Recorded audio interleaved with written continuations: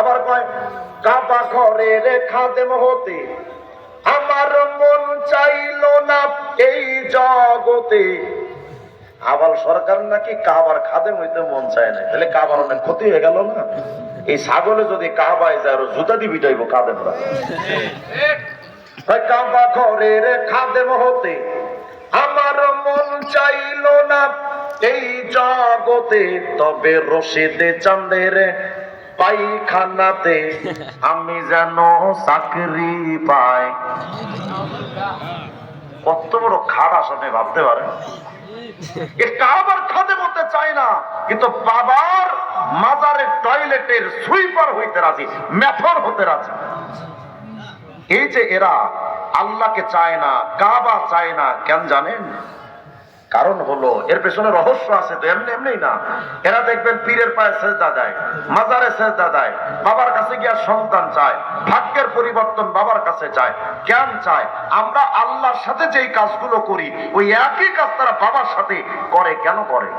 এর মূল কারণ হলো, আমি একটা প্রমাণ আপনাদেরকে দেখাই। এই যে একটা বই আমার কাছে দেখতে পাচ্ছেন, বাংলাদেশের সকল বাউলদের গুরু হলো লালন ফকির। কে? লালন হলো বাউল সম্রাট লালন ফকির। এই বইটা হলো অখণ্ড লালন সঙ্গীত, লালনের যত গান আছে সব এই বইটার মধ্যে আছে। এই বইটা হলো বাউলদের কোরআন শরীফ। আরো জোরে কম।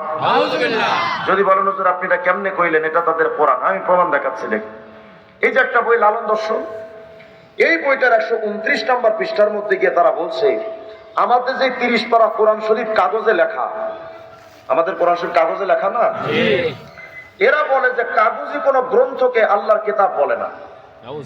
দেখেন এই লালন দর্শন বইয়ের 129 নম্বর পৃষ্ঠা লিখতেছে, স্রষ্টার বিকাশ বিজ্ঞানকে কিতাব বলে, কাগজে কোন গ্রন্থকে নয়। মানে কাগজের কোন গ্রন্থকে আল্লাহর কিতাব বলে না। তাহলে কোরআন কোনটা? বলছে লালন দেহ কিতাব, সাইজি তথা লালনের বাণী জাগ্রত কোরআন। মানে লালনের গান এগুলোই হলো কোরআন।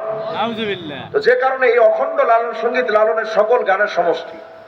এই গানটার মধ্যে, এই বইটার মধ্যে 63 নম্বর পৃষ্ঠার মধ্যে কি লিখতেছে দেখেন তো। আমরা তো মুখস্থ বিদ্যা দিলে, আমি বইগুলো এনেছি শুধু প্রমাণের জন্য। মুখস্থ বিদ্যা দিলে আপনারা কইবেন হুজুরা শুধু অমুক তমুকের নামে অপপ্রচার করে, মিথ্যা তহমত দেয়।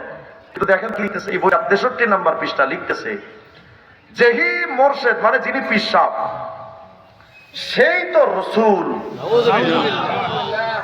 আসতে কইলেন, ইহাতে নাই কোনো ভুল, খোদাও সে হয়।